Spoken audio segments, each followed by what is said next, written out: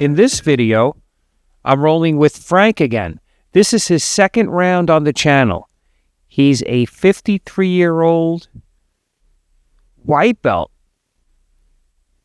who is relatively, he's been training primarily with one of the black belt sons of the owner. So Mike Cordella, the professor, he's training taking privates with one of his sons, and his skill is really quite extraordinary for a new white belt. It's and also the fact that he's 53 and smaller than me. So you would think I have a lot of advantages on Frank, but he's very impressive. He's got great base, good balance, good athleticism. He's strong, very strong for his size. So here I'm trying to off-base him with a little knee wrestling. I know how much everyone loves that. I was looking for the guillotine there. You know, he's doing a great job of defending little, things that I normally would take somebody down off their base with.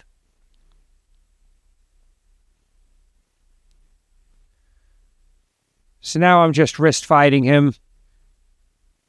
He never stops moving. He always goes forward. He sees it as a fight. He sees it as, that he wants to win the roll. And there's nothing wrong with that. I don't fault people for that.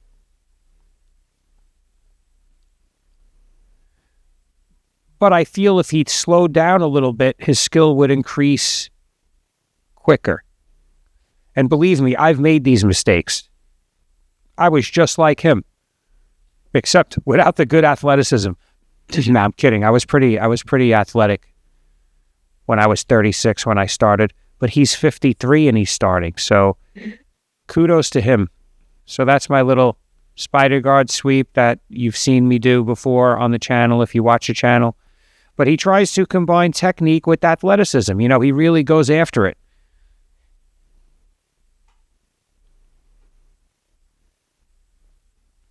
He fights out of everything. He doesn't give you anything. His issue is, I think, when you look at it, there's yin and yang. And some people are too soft and some people are too hard. And I think in his instance, he's a little bit too hard and a little bit stiff. So once he learns to loosen up, and these things, believe me, he's ahead of his time in his evolution. But he could be even further ahead when he lets those principles sink in. Principles that were never explained to me, that I had to figure out on my own, that delayed my development.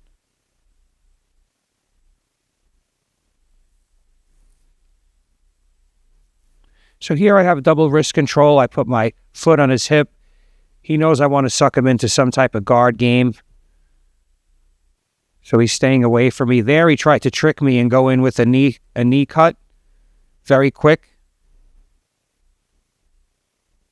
But I've seen that before.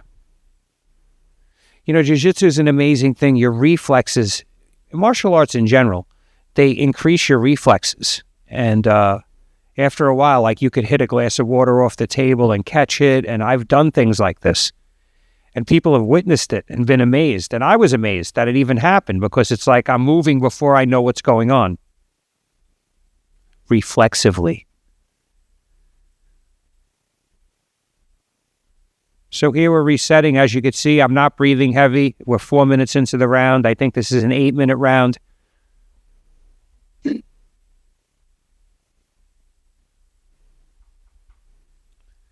He's an intense guy naturally. And probably a successful guy.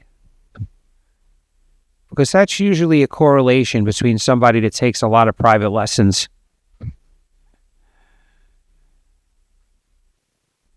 Private lessons aren't cheap. See here, he's letting his legs hang like that. That was the biggest mistake he's made since he's been rolling. He's got to close his guard around me or establish points of connection. See, I'm just chipping away at him. So all the movements that I'm doing are based on strength and just leaning forward, whereas the movements he's doing is using all his muscle to push me off.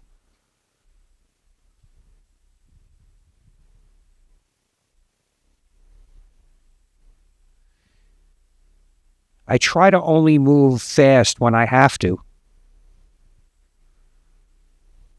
and put tons of pressure when I need to. I try to do it all incrementally.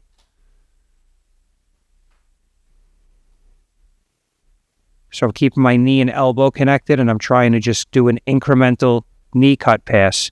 But he brought his foot back in. So now I'm threatening the Yoki, but I wasn't going to do it because I didn't bring my legs in and I didn't get an ashigarami. I just want to see how he's going to react. Maybe I could scare him into a quick tap.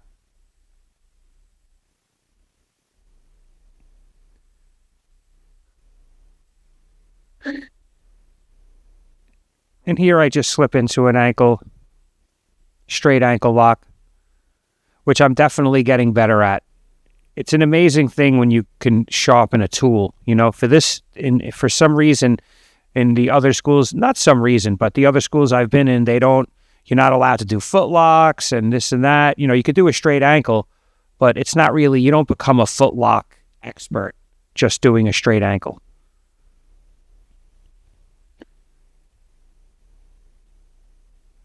So here I'm raising the intensity a little bit. I want to show him what it's like if I want to be really intense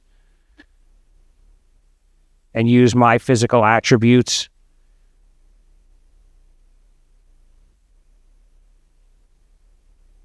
Because even though it's 7 minutes in, I got plenty of gas left.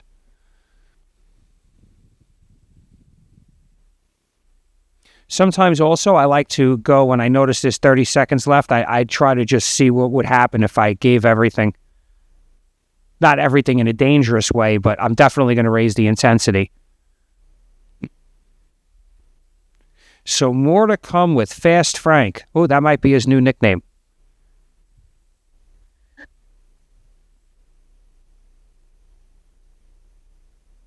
And that ends the round.